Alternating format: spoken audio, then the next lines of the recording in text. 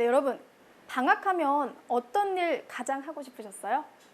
아무래도 많은 분들이 여행을 생각하지 않으셨을까 싶은데요. 우리 아르바이트 열심히 해서 또 용돈 열심히 모아서 산으로 바다로 또 가깝고 먼 곳으로 여행 떠나는 계획 많이들 세우셨을 것 같아요. 여행만큼 참 설레고 기쁜 일도 없는 것 같은데요.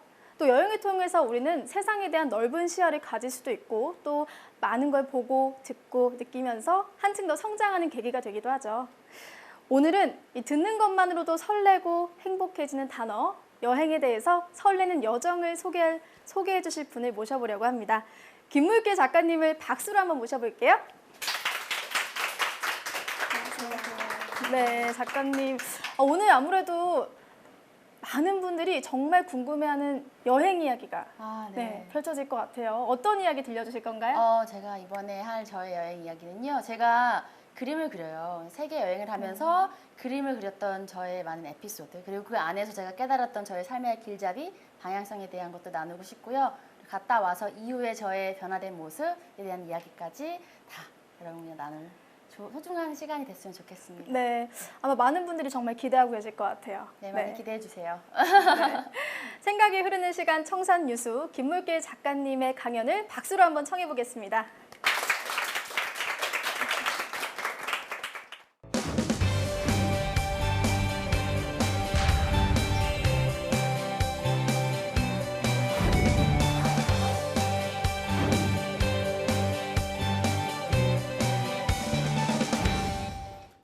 네, 안녕하세요. 우선 제 인사를 짧게 할게요. 저는 여행을 사랑하는 아티스트 김물길입니다. 반갑습니다.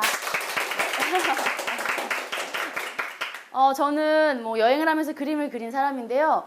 어떤 여행을 했을까, 어떤 그림을 그렸을까 여러분 잘 모르시잖아요. 그래서 제가 막 이렇게 설명하는 것보다 제 여행을 딱 보여드리는 게 좋을 것 같아서 여러분 보여드리려고 영상을 5분짜리로 만들어 왔거든요. 그래서 그거 보시면서 저렇게 여행을 하셨구나, 저렇게 여행을 했구나 라고 생각을 해주시면 될 것 같습니다. 그럼 먼저 이야기 시작하기 전에 영상 보도록 하겠습니다.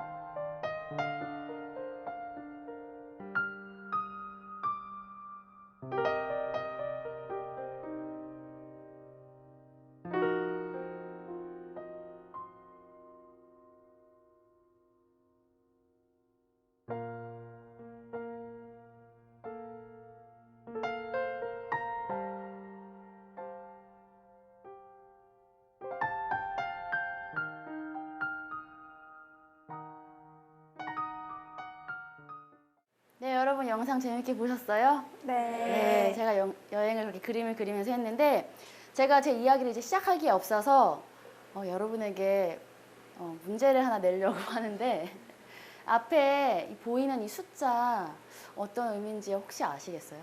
이 숫자의 의미를 정확하게 맞춰주시는 분께 제가 아까 영상에서 보였던 그림들을 전시할 때 엽서로 만들어 놓은 게 있어요. 이렇게. 그래서 이 엽서는 지금 판매하지도 않고 정말 살 수도 없는 선물이기 때문에 이 숫자의 의미를 정확하게 먼저 맞춰주시는 분께 제가 이걸 선물로 드리도록 하겠습니다. 영상에서도 힌트가 많이 나왔어요. 네. 22살에 네. 42기억의 곡을 네. 400장의 그림을 그린 한 개 틀렸어요. 네. 22개월 동안 46개국을 400장의 그림을 맞아요. 맞습니다. 네. 와. 제가 또 선물을 드릴게요. 엽서. 네.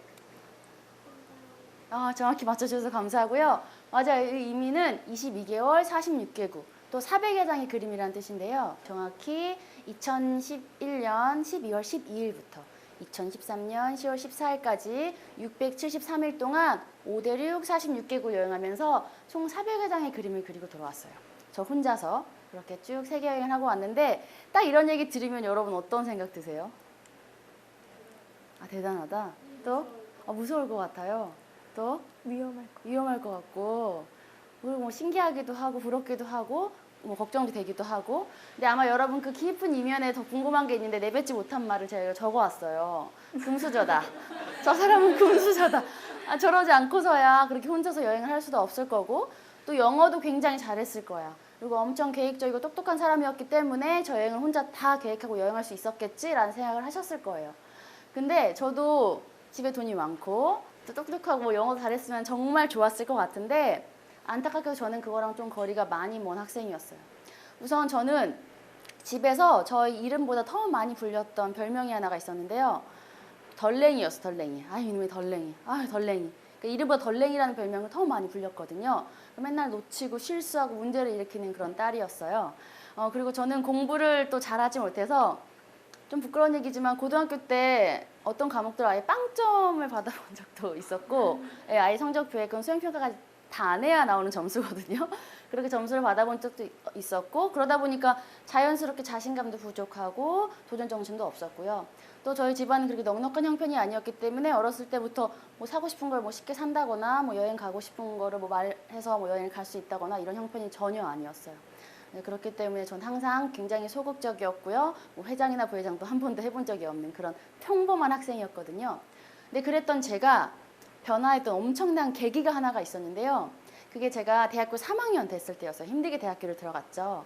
대학교 3학년 때 개인정보를 수정해야 되는 그런 상황이었어요. 그래서 홈페이지에 들어가서 뭐 공지사항을 쭉 보다가 굉장히 마음에 드는 단어가 딱 보이더라고요. 그 단어가 해외, 장학금, 뭐 워크캠프 이런 단어였어요.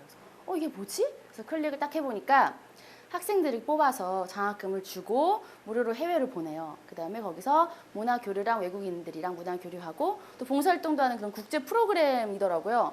저는 딱 그걸 보자마자 그래 내가 가서 외국인들과 함께 문화교류하고 또 봉사활동도 하고 와야지라는 생각은 정말 일말에 없었고 아예 그런 생각은 전혀 없었고요. 내가 이 돈을 받아서 외국을 나가보자. 이 기회밖에 없겠다라는 생각밖에 없었어요. 그래서 거기다 서류를 굉장히 가식적으로 작성을 했죠. 가면 뭐라도 다 할 것처럼. 네. 가식적으로 막 서류를 작성해서 제출했어요. 근데 그 당시에 그 워크캠프가 저희 학교에서 1기여서 많이 홍보가 되지 않은 상황이었어요. 그래서 학생들이 많이 지원을 하지 않아서 그 덕분에 수십 명의 합격자 명단 안에 제 이름이 딱 들어가 있는 거예요. 그래서 와, 드디어 내가 이제 공짜로 해외를 나가는구나. 너무 신이 났어요. 근데 그와 동시에 얼마 지나지 않아서 걱정이 되기 시작한 거예요. 왜냐하면 제가 영어를 너무너무 못했거든요. 그러니까 물론 수능을 봐서 대학교에 들어갔긴 했지만 종이 위에 있는 그 영어 글자를 보고 해석하고 이렇게 뭐 문제를 풀고 하는 거와 내 머릿속에 하고 싶은 말을 바로 입에서 뱉는 거랑 아예 천지 차이였어요. 영어를 너무 못하니까 저희 부모님도 너 괜히 가서 국제적으로 따돌림 당하거나 왕따 당하지 말고 차라리 공부를 좀 해서 다음 기수 때, 2기 때 한번 가는 건 어떻겠냐고 말씀을 하셨고 제 친구들도 많이 그렇게 저한테 조언을 했었어요. 근데 이미 저는 합격을 했고 또 비행기표도 끊어졌고 어쩔 수 없이 가야 할 수밖에 없었어요. 그래서 저는 그 영어 실력으로 이제 외국을 가게 됐는데 제가 어느 정도로 영어를 못했냐면 여기 뭐 대학생 이상의 학생분들이 오셨겠지만 예를 들어 너 이거 원하니? 라는 말을 하는 거예요. 너무 쉬운 문장이잖아요. 그렇죠? 요즘 초등학생들도 알죠? 근데 저는 수능 보고 대학교 3학년이었음에도 불구하고 그 문장을 Do you want?라고 이제 시작해야 되는 문장이죠. 근데 저는 너무 당당하게 Are you want?라고 했고 그게 왜 틀렸는지도 인식을 못하는 정도의 영어 실력이었어요.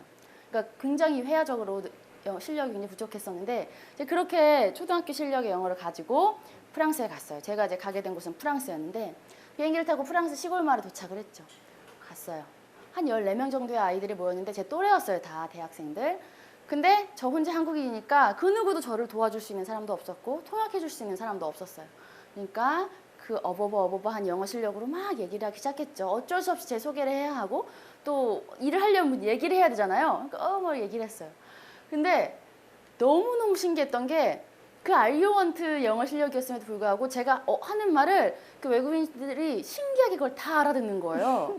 너무 신기했어요. 생각을 해봤어요. 왜 그러지? 근데 항상 여러분에게도 그렇고 그 당시 저에게도 그렇고 영어라는 거는 점수였어요. 내가 저 사람이 알 발음을 잘 썼는지 뒤에 s를 잘 붙였는지 동사를 맞춰 썼는지 복수 단수가 맞는지 투부정사가 정확한지 그게 가장 중요한 거였거든요. 근데 사실 그 사람들과 모인 그 공간에서는 저 동양 여자아이가 문법을 잘 맞춰서 했는지 발음을 정확히 했는지는 전혀 중요하지 않고 그냥 저 사람이 하고자 하는 말을 내가 이해하고 그리고 내가 저 영어를 잘 부족한 저 아이에게 좀 쉽게 얘기해서 내 말을 전달하는 게 가장 중요한 거였어요. 그러니까 제가 하는 말을 애들이 다 알아듣고 또 영어를 부족한 저한테 굉장히 쉽게 이제 영어 문장을 사용해서 저한테 얘기를 해주니까 대화하는데 전혀 문제가 없더라고요. 그래서 나중에는 일주일 지나고 2주 지나고 한 3주 정도 지나니까 초반에는 굉장히 이제 일상적인 얘기만 하다가 나중에는 저 친구 뭐 별로라고 해서 뒷땅도 까기도 하고 되게 속 깊은 얘기도 하기도 하고 뭐 가정 얘기도 하기도 하고 고민 상담도 하면서 정말 깊이 있는 대화까지 가능해졌거든요. 그러니까 이 말은 제가 3주라는 시간 동안 영어 실력이 막 늘었다는 건 아니었어요. 제 영어 실력은 사실 똑같았거든요. 근데 그냥 마음을 허물고 나 저 사람이랑 친구하고 소통하고 싶다라는 그 마음가짐 하나로도 충분히 제 초등학교 영어 실력으로 또 대화를 할 수가 있었던 거예요. 이제 이때가 이제 제가 워크캠프를 할 때 찍었던 사진들인데 제가 이 워크캠프를 통해서 와 나도 외국에서 이렇게 좋은 추억을 만들 수 있고 굉장히 또 자신감도 생기더라고요. 제 영어 실력이 부족했지만 그리고 더 신기했던 거는 제가 미술대학을 다니고 있었는데 저는 그림 그리는 걸 정말 사랑하거든요. 미술대학을 다니고 있었는데 제가 이 워크캠프를 갈 때 내가 가서 그림을 그려야겠다라는 생각은 안 했었어요. 근데 외국에 딱 나가니까 굉장히 낯선 공간이잖아요. 외국이란 곳이 한국이랑 다르게. 그러니까 익숙했던 한국에서 벗어나서 낯선 외국에 가니까 정말 별거 아닌 거에도 제가 영감을 받고 있더라고요. 제가 굉장히 지금 생각해보면 되게 웃긴 에피소드가 제가 낡은 그 유럽 버스를 타고 동네에서 동네를 이동을 하고 있었어요. 근데 그 버스가 너무 낡아서 창틀이 다 녹슨 거예요. 근데 한국 같았으면 그걸 보면서 투덜댔겠죠. 아니 이 버스 회사는 좀 이것 좀 갈지. 이게 뭐야? 왜 이렇게 냅뒀어? 이렇게 얘기를 했을 텐데 유럽에서 그 창 밖에 막 유럽 풍경이 펼쳐지고 내가 외국에 있다고 생각을 하니까 그 녹슨 색깔을 보면서 와 너무 아름답다. 제가 그렇게 반응을 하고 있더라고요. 그냥 카페에 앉아 있는데도 그냥 앞에 있는 커피가 또 새롭게 보이고 공기도 되게 다르게 느껴지고 그다음에 자연스럽게 저는 또 그걸 그림을 그리고 있었고요. 저는 평생 앞으로 그림을 그리면서 살고 싶은 게 꿈이었는데 내가 좀 낯선 곳을 여행하면서 그림을 그린다면 훨씬 더 내 그림이 풍성해지겠다라는 저만의 확신이 생긴 거예요. 그래서 이 워크캠프를 마치고 한국에 돌아와서 그래 그림을 그리면서 여행을 하면 나 진짜 행복하겠다라는 생각이 들었어요. 그게 제 인생의 첫 번째 간절했던 꿈이었거든요.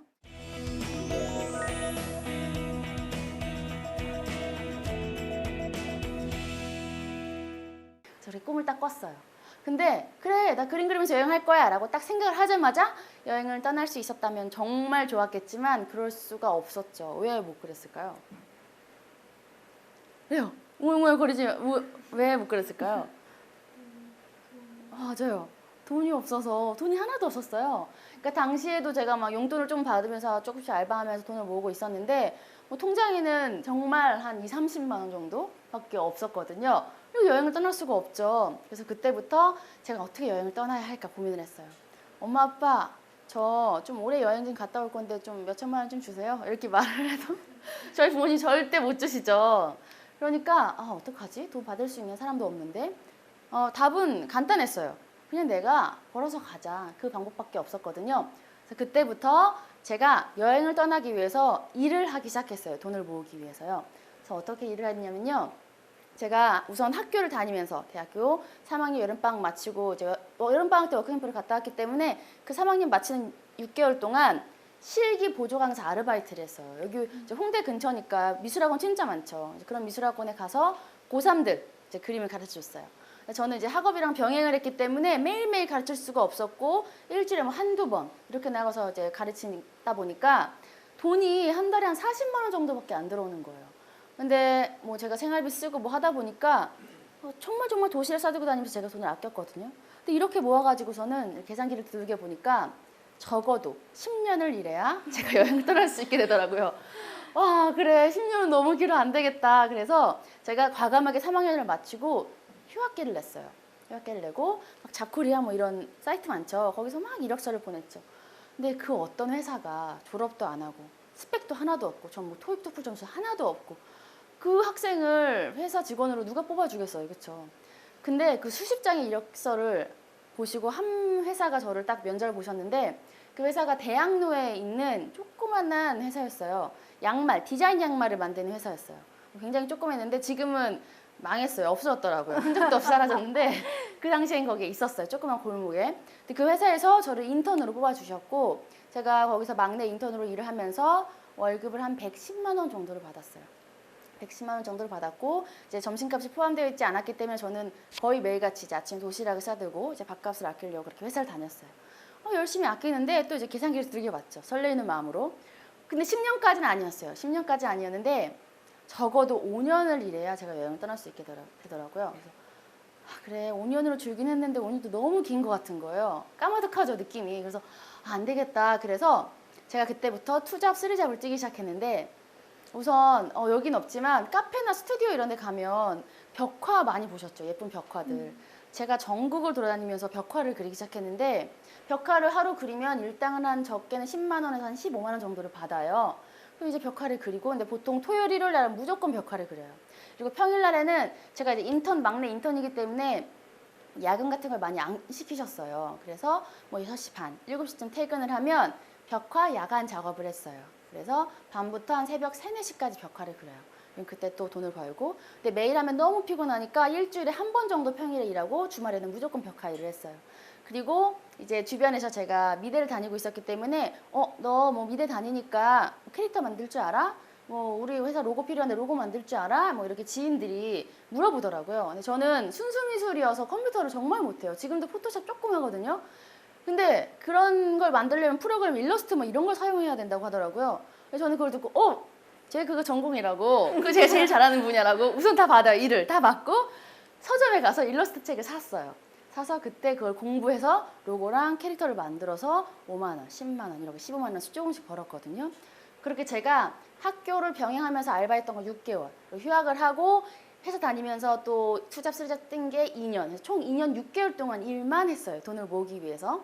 그래서 2년 6개월이 딱 됐을 때 드디어 제가 원하는 돈을 모을 수가 있었어요. 얼마 정도였을 것 같아요? 1,000만 원? 아니에요. 조금 더 위. 2천만 원? 조금 더 위. 아니에요. 2,500만 원을 모았어요. 제가 2년 반 동안 정말 열심히 모았죠. 2,500만 원. 눈물이 나더라고요. 정말 그 통장에 찍힌 그 숫자를 보고 와 이제 나는 휴학도 했으니까 아직 휴학 기간도 남아 있었고 돈을 모았어요. 나 이제 떠나면 되잖아요. 그쵸? 근데 못 떠났어요. 왜 못 떠났을까요? 또 속상하네. 그죠? 왜 못 떠났을 것 같아요? 계획이 아니에요. 겁이 나서 아니에요. 부모님? 맞아요. 부모님이 허락을 안 해줬어요.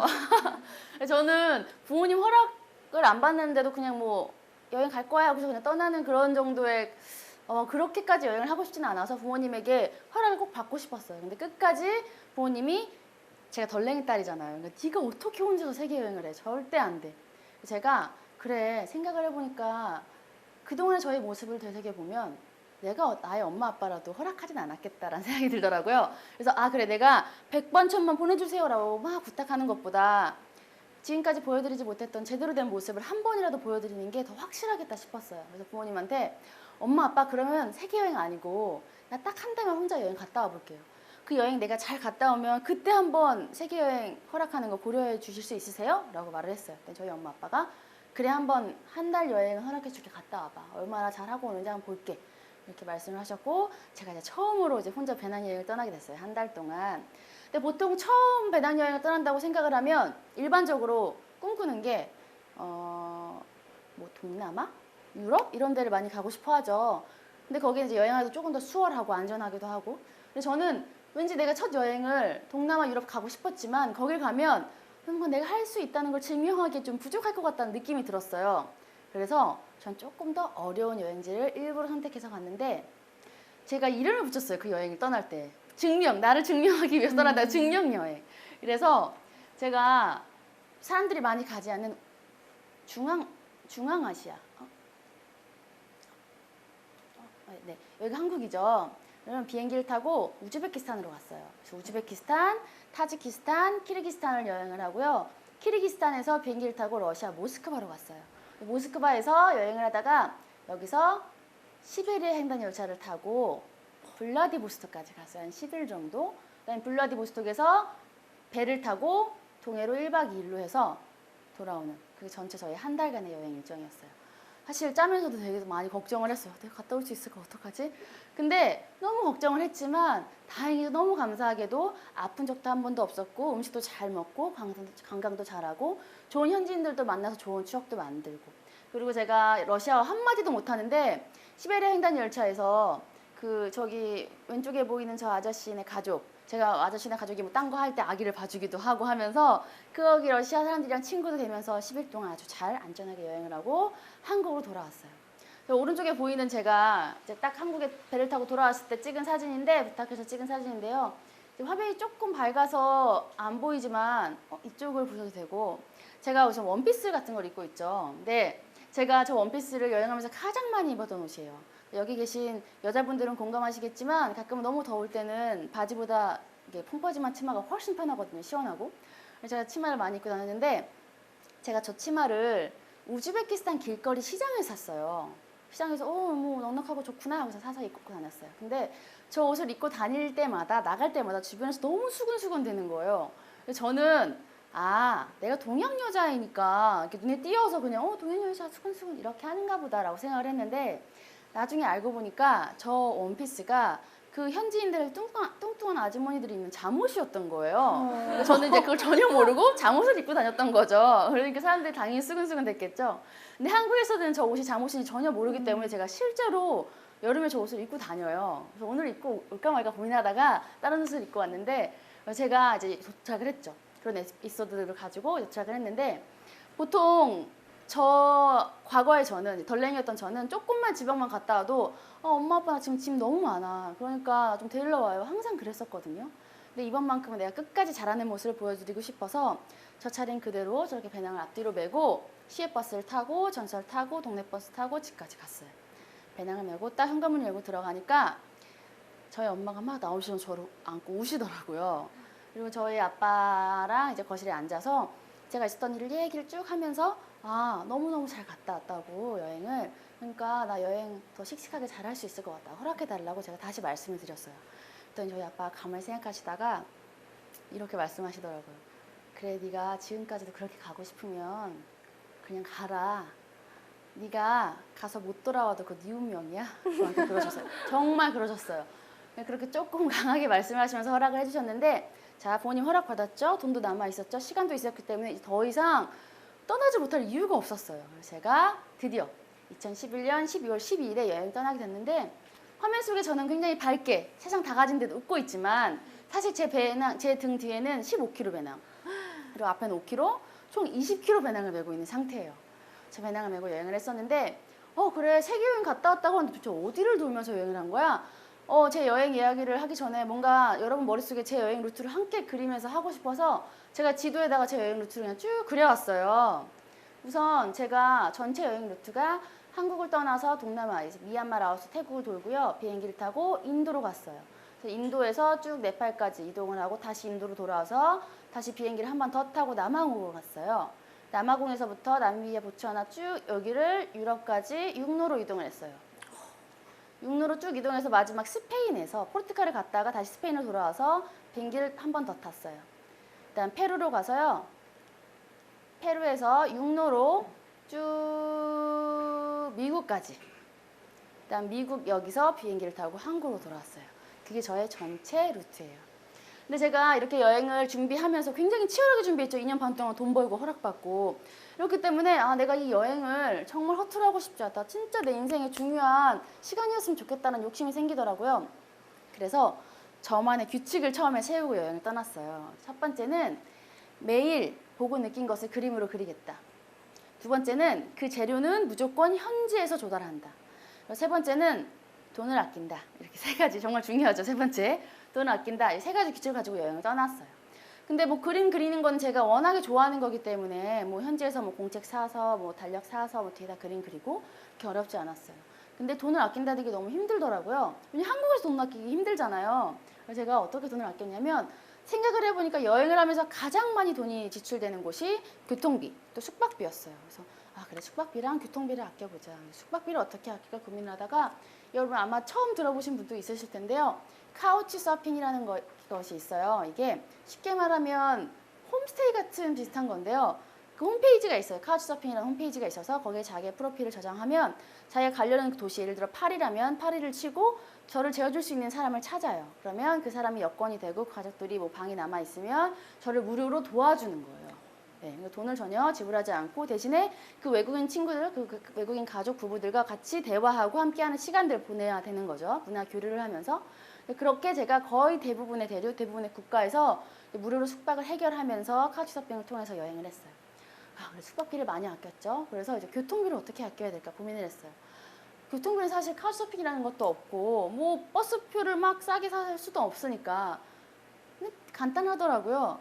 그냥 나랑 같은 방향으로 가는 사람을 찾아서 타고 가자.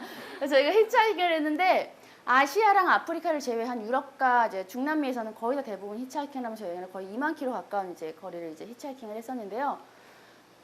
걱정 너무 많이 했죠. 심지어 현지 사람도 저한테 미쳤다고 했었어요. 근데 너무 신기하게도 한 번도 위험한 적이 없었어요. 히치하이킹을 하면서. 너무 좋은 사람들도 많이 만났고 저를 태워줬던 사람들이 저를 데리고 집에 가서 재워주기도 하고 밥도 사주기도 하면서 너무나도 감사하게 히치하이킹을 잘 안전하게 했어요. 제가 근데 이것뿐만 아니라 되게 재밌는 일도 많았었는데 제가 네팔을 갔을 때 처음으로 산을 타게 됐어요. 거기 히말라야라는 게 있잖아요. 저는 체력적으로 그렇게 막 엄청나게 튼튼한 편은 아니에요. 그래서 이 네팔 트레킹을 하는데 3박 4일, 꼬박 3박 4일을 산을 타는데 내가 할 수 있을까? 그래도 여기까지 왔으니까 뭐 타보자 하는 생각으로 굉장히 긴장을 하면서 산을 탔어요. 근데 산을 타다 보니까 너무 괜찮은 거예요. 생각보다 어렵지 않은 거예요. 할만했어요. 그래서 내가 생각보다 체력이 되는구나. 그런 자신감이 생긴 거죠. 여행을 하다가 제가 아프리카를 가게 된 거예요.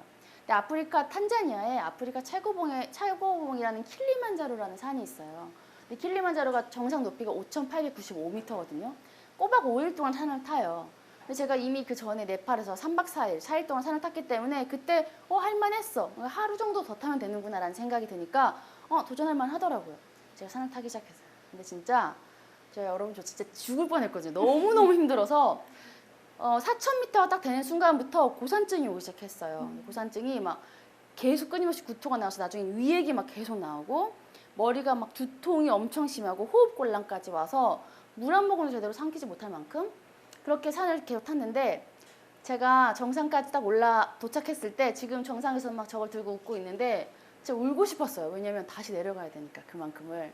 진짜 너무너무 힘들었어요. 산을 타고 내려와서 제가 그 산 아래에서 있는 그 동네에 거의 일주일 동안은 몸을 거의 못 가는 정도로 힘들어서 거의 요양생활을 하다가 이동을 했었는데 제가 역시 그래도 힘들긴 했지만 산이 사람에겐 깨달음을 주더라고요. 두 가지 깨달음을 얻었는데 첫 번째는 나 이제 죽는 거 말고는 두려울 게 없겠다. 그 정도로 너무 고통스러운 산행이었어요, 저한테는. 두 번째는 역시 산은 타는 게 아니라 보는 거였구나 라는 걸 깨닫게 해줬어요, 정말. 그래서 그 뒤로 제가 산 타는 걸 굉장히 이제 꺼려하고 이런 계기가 됐었는데 이제 그리고 나서 제가 이제 빅토리아 폭포라는 곳이 있어요. 근데 거기에 굉장히 높은 다리가 폭포 사이에 있는데 그 높이가 111m예요. 번지 점프대가 있어요. 111m인데 저는 고소공포증이 없어요. 그래서 그걸 보고 그래 또 여기까지 왔는데 한번 뛰어내리지 라는 생각이 들었어요. 그래서 저기에 딱 서서 발목을 묶었죠. 3, 2, 1 해서 번지해서 번지를 했어요. 기억이 안 나요. 기절해가지고 뛰자마자 기절해서 기억이 안 나요. 왜냐면 뛰는 순간 갑자기 제 안면 근육이 마비가 되는 게 느껴졌고요. 앞이 안 보였어요, 잘. 그래서 제가 딱 뛰어내리고 나니까 그 직원들이 뭔가 죽은 인형처럼 너무 대롱대롱 매달려 있으니까 막 당황해서 내려와서 저를 끌어올려서 마사지하고 그래서 제가 정신을 차렸었거든요. 그래서 제가 그 뒤로는 액티비티를 할 때 항상 제 건강 체크를 하면서 조심조심하게 되는데 여러분들도 혹시 나중에라도 뛰어내릴 일이 있으시다면 체크를 하셨으면 좋겠어요. 그것뿐만 아니라 제가 꼭 인생에서 해보고 싶었던 머리 스타일이 있었어요. 이렇게 4개 머리. 제가 한국에서는 보통 막 10만 원대라고 하는데 아프리카에서 한 7천 원 정도면 머리를 다 짤 수 있더라고요. 그래서 4개 머리를 한 적도 있었고 그리고 제가 세렝게티 초원에서 동물원이 아니라 진짜 야생동물의 모습, 야생에 사는 그 자연을 보기도 했고 또 제 이름의 뜻 따라 물이랑 잘 맞았는지 스쿠버 다이빙 자격증도 따서 뭐 30m까지 들어가서 제2의 세계를 바라본 적도 있었어요.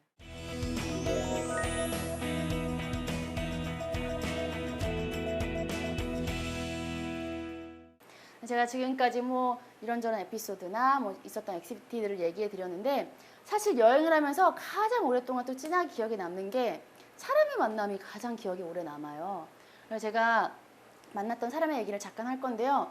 보통 사람들이 제가 여행을 갔다 오면 가는 도중에 하는 도중에도 그리고 갔다 와서도 정말 많이 물어보는 것 중에 하나가 언제 향수병이 왔어요? 라는 질문이에요. 언제가 가장 힘들었어요? 근데 아마 그 질문하시는 분들이 기대하는 답변은 뭐 6개월이요? 한 1년이요? 뭐 이런 생각을 하셨겠지만 사실 저는 시작하는 날부터 일주일이 제일 힘들었어요. 왜냐면 너무 여행하듯이 막 꿈꾸듯이 설레이듯 출발했는데 처음에 미얀마의 어떤 진짜 싸늘한 숙소에 도착해서 혼자 딱 앉아 있으니까 이제 내가 이렇게 1년을 넘게 여행을 해야 되는 건가? 라는 그 현실감으로 다가오면서 엄청 우울해지더라고요. 그래서 그날도 많이 울고 일주일 동안 거의 친구도 못 사귀고 굉장히 우울하게 여행을 했었어요. 그래서 제가 한 일주일쯤 됐을 때 만났던 사람에 대한 얘기인데요. 제가 미얀마에 일레 호수가 있는 작은 동네에 도착을 했어요. 근데 호수에 도착을 해서 숙소에서 너무 우울해서 가만히 앉아 있으니까 거기 있는 사장님이 저한테 너 오늘 뭐 할 거 없으면 여기 호수 보트 투어가 있으니까 한번 해볼래? 근데 가격을 들어보니까 되게 저렴했어요. 그래서 네! 신청을 했어요. 또 투어라고 하면 친구들도 많이 사귈 수 있을 것 같아서 기대를 하고 갔거든요. 근데 딱 달랑 의자가 2개밖에 없는 거예요, 배에. 뭐야? 그래서 저 또 혼자밖에 없는 거예요. 그래서 너무 처참한데? 그래서 뒤에 앉아 있으니까 그 앞에 노를 젓는 아저씨께서 저한테 한 명이 더 올 거라고 기다리라고 하더라고요. 그래서 누가 올까? 그랬더니 저기 멀리서 키가 한 190은 되는 남자분이 여기 걸어오시는 거예요. 근데 여러분 막 반짝반짝 설레하는 눈빛인데 너무 40대 아저씨였어요. 외국인 분이셨어요. 그래서 제 앞에 앉으셨어요. 어쨌든 너무 반가워서 같이 1일 투어하는 내내 막 얘기를 했어요. 미국 분이기는 했지만 어쨌든 제 영어 실력으로 대화 가능한 걸 제가 아니까 막 그렇게 얘기를 했어요. 용감하게. 투어를 하고 나서 조금 친해졌죠. 하루 종일 얘기를 해서 그럼 같이 밥도 먹을까? 그래서 길거리 시장에서 싸구려 막 식당에서 이제 같이 밥도 먹었어요. 저는 그 아저씨가 너무 고마운 거예요. 그러니까 외로웠는데 어쨌든 짧은 시간이지만 저랑 대화도 해주고 제 얘기도 많이 들어주고 재밌게 해주셔서 그래서 아저씨 제가 외로웠는데 너무 고마워요. 저는 사실 잘하는 거 없고 그림을 좀 그릴 줄 아는데 아저씨가 뭐 좋아하는 사진이나 그런 거 있으면 아저씨 초상 하나 그려드릴까요? 라고 말을 드렸어요. 아저씨가 너무 고맙다고 하면서 자기가 아끼는 강아지랑 찍은 사진을 저한테 주셨고 그날 밤 이제 각자 숙소에 가서 저는 그걸 그리고 그 다음날 다시 만나서 그 선물을 제가 아저씨께 선물 드렸어요. 여기 보이는 아저씨가 그 분이신데 여기 화면에서는 거의 이제 새까맣게 보이네요. 이 아저씨 이름이 순일이에요. 순일. 근데 이 아저씨가 저희 첫 번째 초상화 주인공이시기도 하거든요. 근데 아저씨한테 초상화 준 이 아저씨가 너무 좋아하시는 거예요. 그러더니 너가 나중에 돌고 돌아서 미국에 올 수도 있잖아. 그때 만날 수도 있지 않을까? 그쵸. 아저씨 그러면 우리 연락 계속해요. 아저씨 뭐 SNS 있어요? 페이스북 있어요? 막 물어봤어요. 그랬더니 자기는 SNS를 전혀 하지 않는데요. 그러면서 그럼 메일을 보내줘 하면서 뒤적뒤적 명함을 저한테 주시더라고요. 명함을 딱 받았어요. 명함을 딱 보고 갑자기 머리가 하얘지면서 몸이 굳어버렸어요. 제가. 왜 그랬을 것 같아요? 유명한 사람이어서? 여러분 꽤 전에 유행했던 영화 중에 인터스텔라? 마션? 이거 보셨어요 많이? 이분이 나사 과학자였어요. 거기 영어에 나사 나오죠. 예, 그래서 제가 근데 이 명을 보고 내 앞에 있는 사람이 나사 과학자여서 놀랐던 건 아니고요. 왜 놀랐냐면 내가 오늘 하루 종일 나사 과학자랑 대화했다는 게 너무 놀라운 거예요. 제 그 영어 실력으로 너무 부끄러운 거예요, 순간. 그래서 제가 아저씨 나사 과학자냐고. 그래서 알고 보니까 진짜 이제 유명한 교수님이기도 했고, 그리고 그 여권도 여러 개 있으시더라고요. 그래서 SNS를 못하는 이유도 그거 때문이었고. 그래서 제가 너무너무 신기했어요. 생각을 해보니까 저는 항상 저보다 좀 더 많이 알고 더 많이 가지고 또 다른 걸 살면 저랑 대화가 많이 안 통할 거라고, 공통점이 많이 없어서 항상 그런 생각을 했었는데, 나보다 훨씬 더 많이 가지고 영어도 잘하고 똑똑한 사람인데 나랑 이렇게 하루 동안 얘기했는데 저는 아무런 불편함을 느끼지 못했거든요. 정말 재밌게 대화했거든요. 제가 이 아저씨 이후로 여행을 할 때 종교를 떠나서 나이를 떠나서 남녀노소 어떤 흑인 백인 어떤 사람을 만나든 이 아저씨 때를 생각하면서 정말 자신감 있게 대화하고 친구가 될 수 있다고 믿으면서 여행을 했어요. 그랬더니 정말 친구가 안 될 사람은 없더라고요. 그래서 정말 이 아저씨에게 너무너무 감사한 기억이 있고요. 또 한 번은 제가 여행을 하다가 마다가스카르를 여행을 했었어요. 그래서 마다가스카르에서 이렇게 올레길 같은 데서 이렇게 트레킹을 이렇게 혼자서 하고 있었어요. 근데 저기 멀리서 중국인으로 보이는 촬영팀들이 그 마다가스카르 산속에서 촬영을 하고 계신 거예요. 저는 그걸 보고 와, 진짜 중국인은 대단하다. 어떻게 마다가스카르까지 와서 촬영을 해? 이런 생각을 했어요. 그래서 이렇게 지나가는데 딱 귀를 기울여 보니까 한국말을 하고 있는 거예요. 그 사람들이. 그래서 뭐해서 한국 사람이세요? 그랬더니 그 사람들이 이거 중국 여자인 줄 알았는데 이거 서로 중국 사람인 줄 알았던 거예요. 왜냐면 제가 머리를 항상 꽉 묶고 다녔었거든요. 이거 동글동글하고 얼굴도 그러니까 중국 사람이라고 오해를 한 거예요. 서로의 깊은 오해를 풀고 이제 가까이 가서 이제 얘기를 하게 됐는데, 알고 보니까 이분들이 여러분 EBS 세계 테마기행 들어보셨어요? 마다가스카르 편을 촬영하러 오신 분들이었던 거예요. 너무 신기한 거예요. 그래서 아니 이렇게 촬영이 되는구나 해서 옆에서 구경을 하고 있는데, 이제 거기는 PD님이 저한테 뭐 다음에 어디 루트 가세요? 저는 이 아래 도시로 내려가요. 저희도 어차피 그쪽으로 촬영을 하고 가니까 한 명 정도는 태울 수 있으니까 타고 가세요. 그래서 그때부터 제가 이 촬영차를 타고 다니면서 이 촬영을 구경을 했어요. 너무너무 신기하더라고요. 나중에 여러분 그 마다가스카르 편 지금 새롭게도 나오기도 했는데 가장 첫 번째 걸 보실 기회가 있으시다면 거기 이제 예쁜 언덕에 막 해가지고 사륜 구동차가 그 언덕을 막 지나가는 장면이 나와요. 이제 안에 제가 타고 있거든요. 그렇게 저는 되게 강렬하게 출연을 했고, 그것뿐만 아니라 그냥 이렇게만 만나면 제가 말을 안 하겠죠. 한국에서만 먹어도 맛있는 짜파게티를 마다가스카르에서 끓여주시기도 했고, 좋은 현지인들도 저한테 소개시켜 주시기도 했고, 또 거기서 그냥 인연이 끝난 게 아니라 한국에 돌아와서도 제가 책을 출간할 때 추천사를 써주기도 했고요. 그 PD님께서. 그리고 같이 방송도 하고 라디오도 하고 팟캐스트도 하면서 지금까지 그 인연을 그대로 이어오고 있어요. 그래서 이거는 제가 한국에만 있었더라면 절대 기대할 수 없었던, 만날 수 없었던 인연이라고 생각을 하거든요. 근데 제가 지금까지 좀 얘기를 하면서 여러분 엉덩이 되게 들썩들썩 거리게 만들었잖아요. 왠지 여행 떠나면 다 이런 일 있을 것 같고 다 이런 만남이 있을 것 같고 되게 재밌을 것만 같고, 저는 솔직히 지금 이렇게 좋은 얘기만 다 골라서 한 거고요. 사실 여행이라는 게 진짜 힘들어요. 10가지 일이 있으면 한 8, 9가지는 힘들고 한 가지가 좋은데 바보같이 그걸 잊어버리고 다시 좋은 줄만 알고 다시 여행을 떠나는 게 또 여행인 것 같거든요. 저한테도 정말 위기가 많았어요. 힘들었던 게 우선 뭐 음식 같은 거, 예를 들어 저는 입맛이 까다로운 건 아니어서 음식을 다 잘 먹었어요.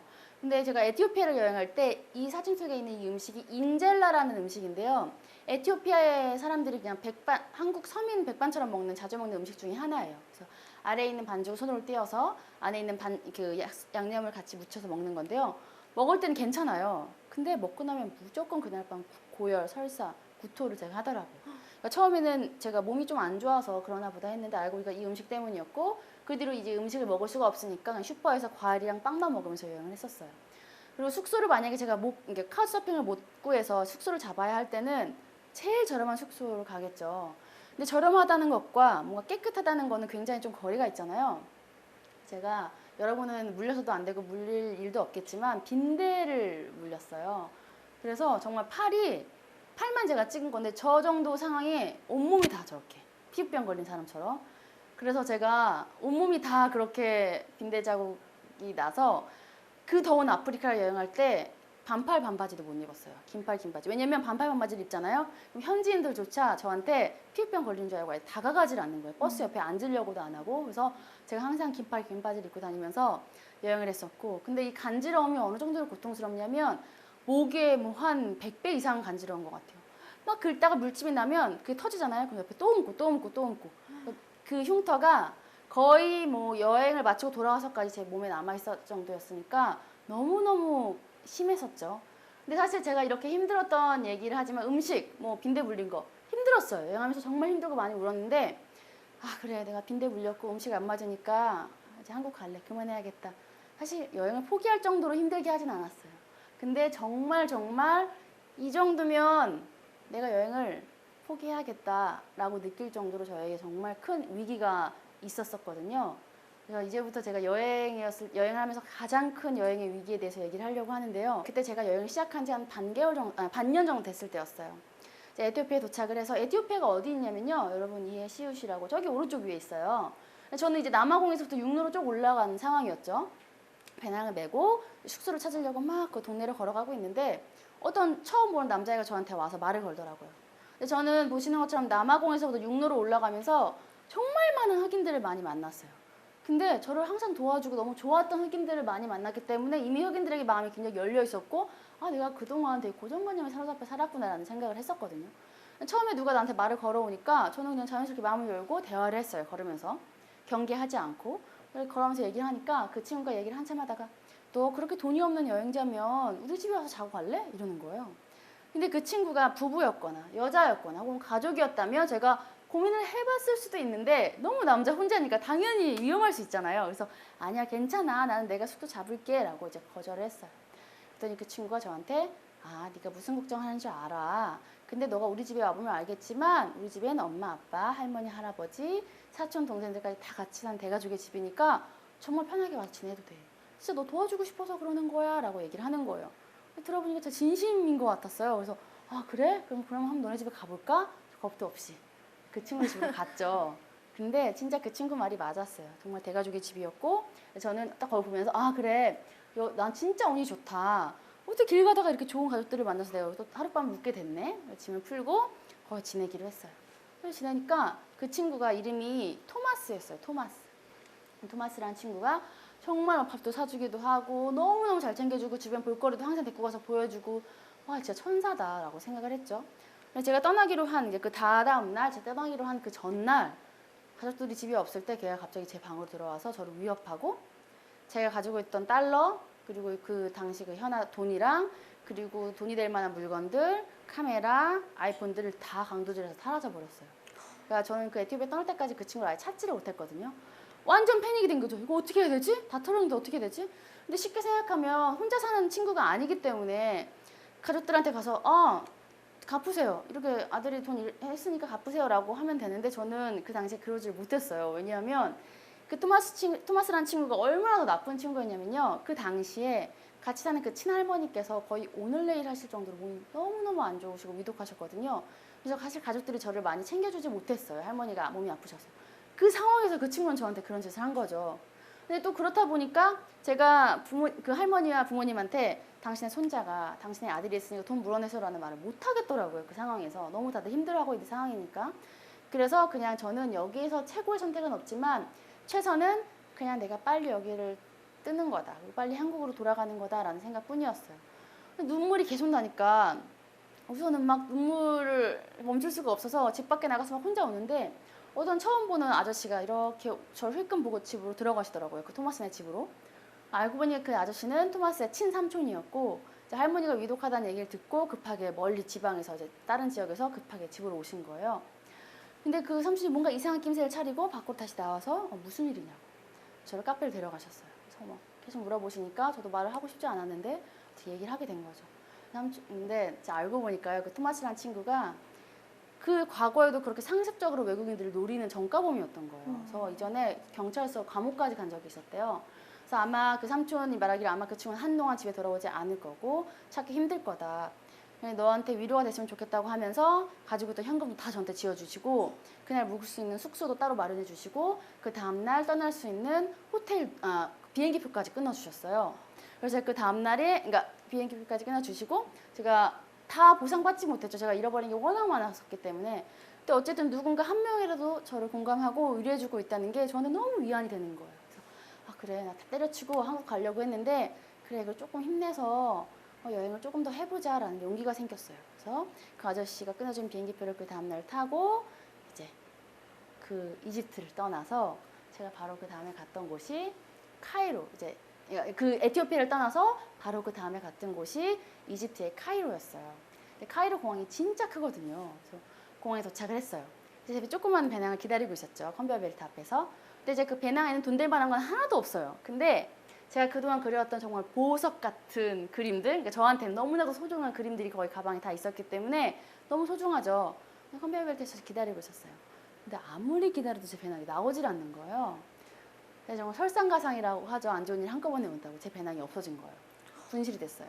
저는 그 당시에 아예 몸뚱아리밖에 없었고 여권이랑 어떡하지? 오피스에 가서 제 배낭이 안 나와요. 없어졌어요. 얘기를 하니까 그 공항 직원이 그러면 네 핸드폰 번호랑 네 가방이 어떻게 생겼는지 여기 적고 가라.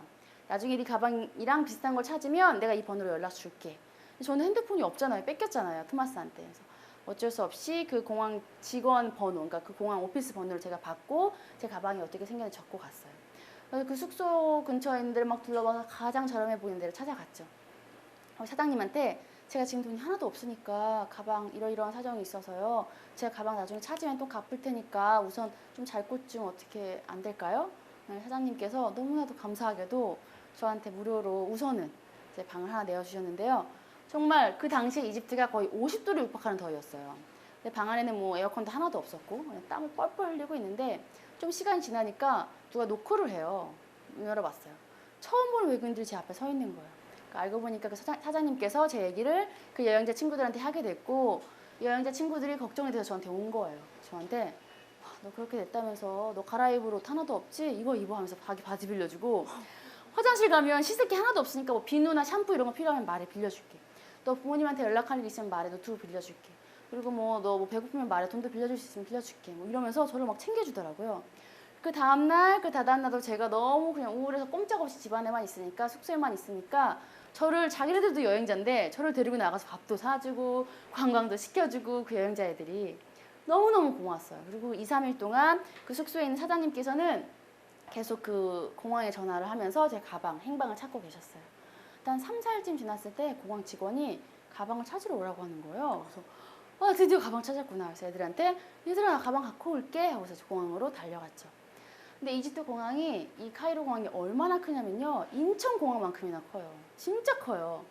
그러니까 그 안에서 나오는 분식물도 어마어마하겠죠.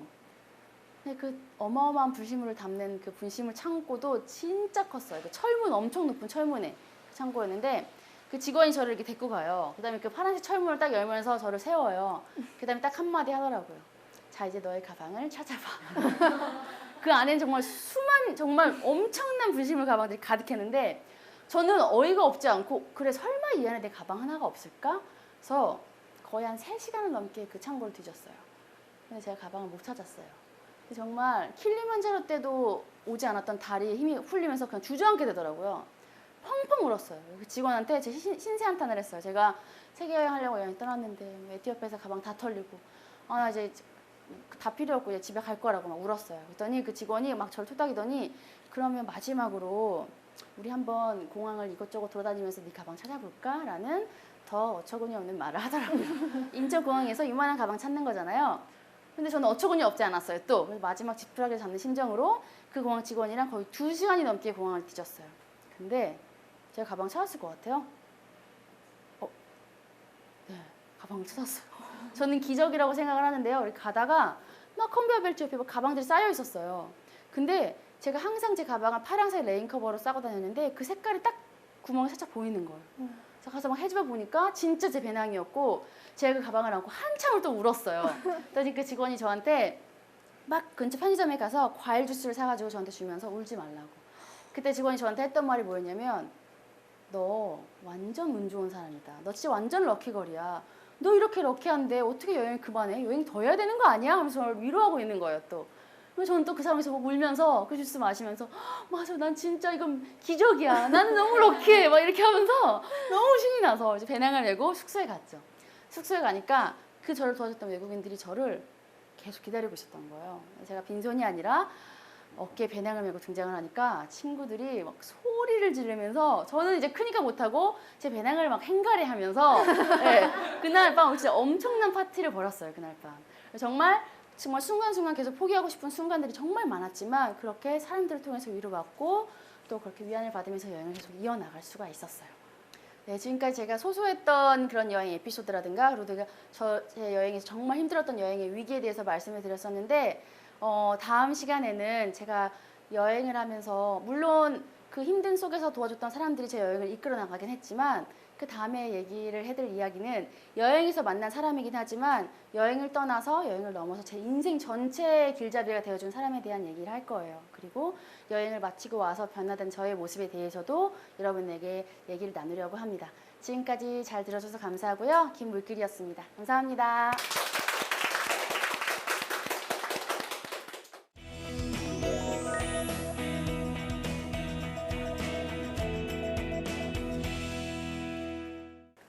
네, 오늘은 눈웃음이 너무나 매력적인 작가님과 함께하고 있습니다. 웃지 못하겠네요, 그러니까 갑자기. 아니, 이 눈웃음이 굉장히 선하셔가지고 아무래도 여행지에서 이렇게 위기도 극복하실 수 있었고 좋은 분들을 만나게 됐던 계기가 이 눈웃음에서 나온 게 아닌가 싶어요. 아, 네, 여러분 윤호수 장착하고 가시고요. 연습하고 가세요. 많은 분들이 아무래도 여행에 대해서 이야기를 해주셔서 궁금한 점이 굉장히 많으시다고 해요. 네.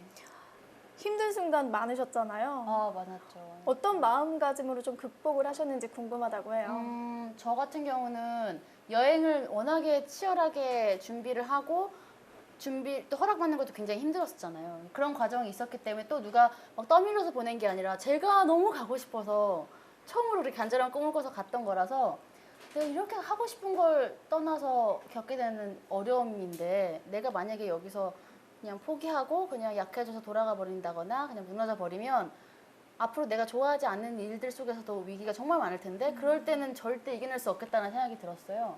네, 그래서 좋아하는 일 안에 나오는 이 위기는 내가 꼭 이겨내자라는 마음이 정말 컸거든요. 그런 마음으로 이겨냈죠. 그랬더니 그 다음에도 그 순간순간 제가 저를 조금씩 다독이면서 이겨나갈 수 있게 되더라고요. 혹시 여행지에서 꼭 이제 여행을 많이 다녀보셨으니까 여행지에서 꼭 이런 건 챙겨가야 한다. 아, 여행. 네, 그런 물품이 있을까요? 그 뭐라고 하지? 칼이랑 가위 막 달린 걸 뭐라고 하죠? 여러 개 막 달려있는. 맥가이버 칼. 그게 의외로 굉장히 유용하더라고요. 뭐 자르고 뭐 할 때 과일 같은 거를 길거리에 사 먹어도 잘라 먹을 수 있고 뭐 실밥 같은 거나 이런 거 나올 때 가위로 자를 수 있고 그런 건 정말 전 유용했고 그리고 그냥 굉장히 깨알 팁인데 저는 그 지퍼백이 너무 유용하게 썼어요. 근데 지퍼백도 그냥 지퍼백이면 안 됩니다. 그 위에 지퍼 달린 거 있죠. 꼭 누르는 거 말고 정말 지퍼 달린 거 있죠. 그걸로 해서 단단하게 잡히는 거. 그래서 가방이 보통 뭐 캐리어 이런 게 아니라 배낭을 매잖아요. 배낭 여행하면. 그러니까 안에 막 공간이 나눠져 있지 않기 때문에 그걸로 공간을 나누는 거예요. 여기는 속옷만, 여기는 바지만, 여기는 티만 이렇게 나누면 그 짐 꺼내기에도 한 번에 씻고 다시 이렇게 넣어도 섞이지 않고 그래서 제가 지퍼백을 항상 어디 가나 조그만 배낭 쌀 때도 그렇게 지퍼백으로 정리해서 다녀요. 굉장히 뭔가 물건을 쌀 때도 짐을 쌀 때도 가장 편하게 해줄 그렇죠, 수 그렇죠. 있어요. 그 안에서 자기들끼리 공간을 나눠주니까 네, 섞이지 않고 그리고 뭐 젖은 걸 또 거기 안에서 지퍼를 닫으면 또 그 안에서 이제 습해지지 않고 네, 그런 많이 챙겨가셨어요? 가실 때? 지퍼백을요? 그래도 덩어리별로 해가지고 한 대여섯 개 정도는 챙겨가서 근데 한 번 챙겨간 걸 22개월을 썼어요, 저는. 그러니까 제가 네. 그 재활용하셨나 지금 해가지고. 아니요. 그게 되게 튼튼하게 좀 잘 나와요. 그래서 네, 한 번 쓴 걸로 그렇게 오랫동안 쓰게 되더라고요. 부피도 많이 차지하지 않으면서 굉장히 좋은 그렇죠. 팁인 것 그리고 이렇게 압축하면서 지퍼를 닫으면 부피가 훨씬 줄기도 하고. 잘 기억해 여러분, 두세요, 여러분. 기억해 두세요. 아무래도 많은 곳에 다니셨으니까 제일 기억에 남는 여행지 지역이 있으셨을 것 같아요. 저는 개인적으로 가장 기억에 남는 곳이 굉장히 많죠. 엄청 많이 떠오르는데 한 곳이라면 마다가스카르. 왜냐면 제가 우선 섬을 좋아하기도 하고 그 자연 보는 걸 되게 좋아해요. 동물도 좋아하고 건물 같은 것보다. 근데 마다가스카르 워낙에 자연으로 잘 되어 있고요. 그 섬으로 떨어져 나간 지 오래였기 때문에 그 전 세계 그러니까 마다가스카르에 사는 동식물들이 그중 전체 70%가 세계적으로 마다가스카르에서만 있어요. 그러니까 다른 세계에서 볼 수 없는, 다른 대륙에서 볼 수 없는, 또 다른 지역에서 볼 수 없는 동물이라든가 풍경들 마다가스카르에서 볼 수 있어서 저에게 만족감이 굉장히 컸고, 제가 먹는 거 되게 좋아하는데 그 랍스타 한국에서 정말 비싸잖아요. 네. 근데 마다가스카르에서 그 길거리 이제 현지인들한테 부탁해서 하잖아요. 그럼 랍스타 큰 게 밥이랑 과일까지 해서 한 8,000원? 그래서 저는 평생 먹을 랍스타를 마다가스카르에서 다 먹고 왔어요. 그래서 이제 그런 것도 너무 좋았고, 그리고 마다가스카르가 아무래도 여행지로 굉장히 뭐 유명하고 막 가기 쉬운 이런 데가 아니다 보니까 외국인들이 이렇게 많지 않잖아요. 그러니까 현지인들도 외국인들을 굉장히 긍정적인 호기심으로 바라봐줘요. 그래서 도움 받기도 쉽고 친해지기도 쉽고, 그리고 뭐 사건 사고도 한 번도 없어. 뭐 그런 점에서 그런 세 박자가 잘 맞았던 것 같아요. 저한테 마다가스카르. 근데 왜 마다가스카르가 배경이 된 영화나 이렇게 애니메이션 있잖아요. 보면은 네. 위험한 야생동물이 되게 많이 나왔던 것 같은데. 맞아요. 마다가스카르는 야생동물 정말 많은데 위험한 상황들은 벌어지지 않아요. 왜냐하면 이렇게 뭐 어디에 안전하게 처리가 됐거나 우리가 있다거나 그런 식으로 잘 되어 있기 때문에 안전은 크게 걱정 안 하셔도 됩니다. 근데 정말 다양한 동물들이 있어요. 신기하셨을 것 같아요. 네, 근데 펭귄은 없더라고요. 마다가스카르. 네, 기대하고 가시면 실망할 수도 있으니까 펭귄은 없었습니다. 1부에서는 이제 즐거운 여행기부터 위기를 겪으셨던 순간들까지 이야기를 해주셨는데요. 마냥 즐거운 일들만 펼쳐지면 사실 여행의 의미가 또 없는 것 같아요. 이런 일을 극복하셨기 때문에 지금 이렇게 의미 있는 또 이야기를 해주고 계신 거 아닌가 이런 생각이 드는데요. 네, 멈춰있던 마음과 생각이 흐르는 시간 청산유수, 오늘 1부 시간은 여기서 마무리하고요. 2부에도 김물길 작가님과 함께 다시 돌아오겠습니다. 고맙습니다.